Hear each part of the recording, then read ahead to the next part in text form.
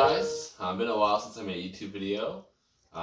Used to make some pretty kind of low quality videos on the channel about 2 years ago, but just thought I'd start making videos again.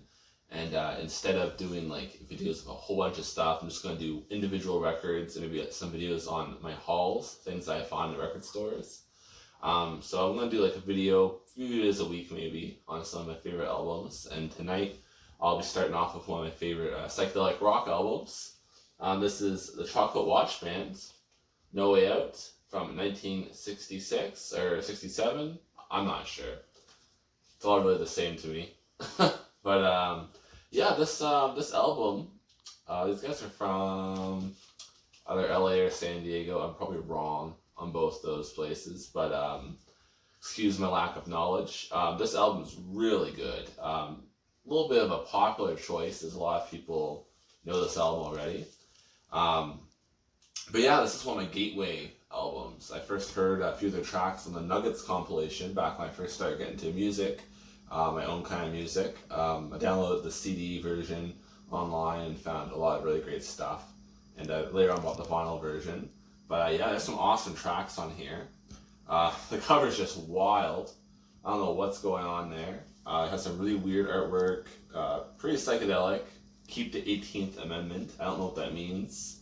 The back has some crazy symbols, everything from bananas to I don't know, stars and Templar symbols and stuff. I have no idea. And the thank you, there's like a bit of a thank you to people. There's literally hundreds of names there.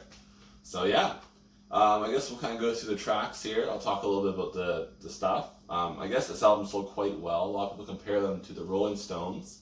I find them much more psychedelic. I would compare them more to like the 13 Foot Elevators or a better version of the Electric Prunes.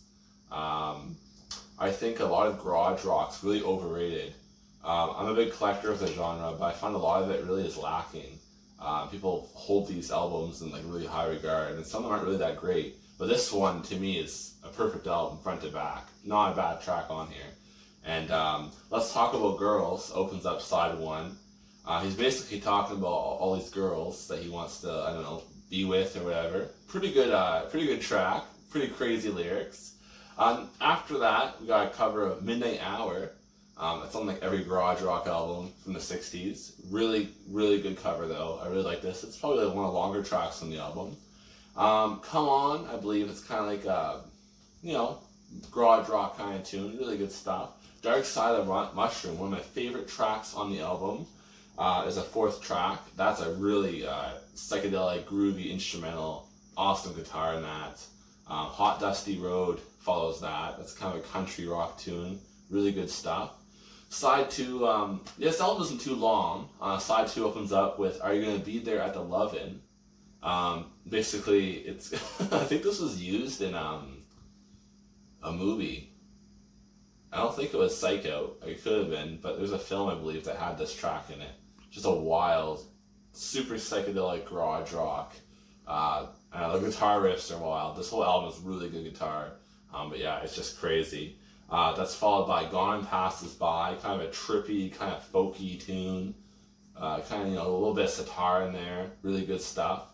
Then No Way Out, my favorite track on the album. Insane guitar work on this track. Kind of reminds me of the 13 Foot Elevators.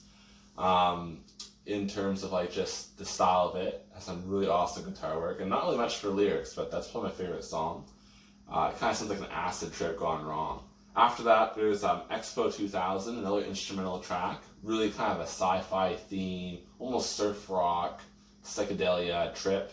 And then it ends the album with a really strange track, Gossamer Wings. And that track is absolutely amazing.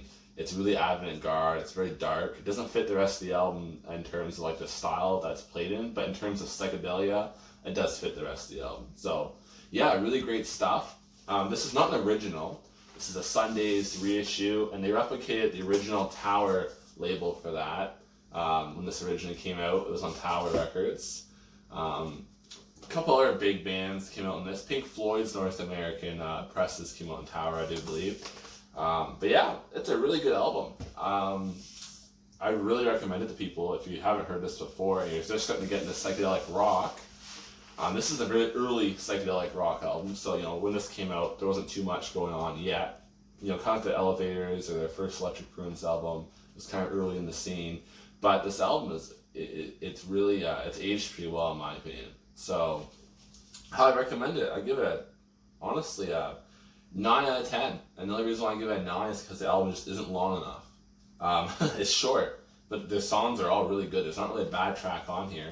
And fortunately, if there's a couple more tracks, maybe to fill some space, maybe a few more covers, I think it would have been a perfect album. But yeah, it's great. And yeah, really great stuff. As far as I know, these guys are just session musicians. I'm not sure if they're actually real bands. There's more history of that online. I'm not really the person to ask because I can't remember all that stuff off the top of my head. But yeah, fantastic stuff. So highly recommended from me. Hope you guys enjoyed this video. I'll try and do another one maybe this weekend. And yeah, awesome. Have a great night, guys.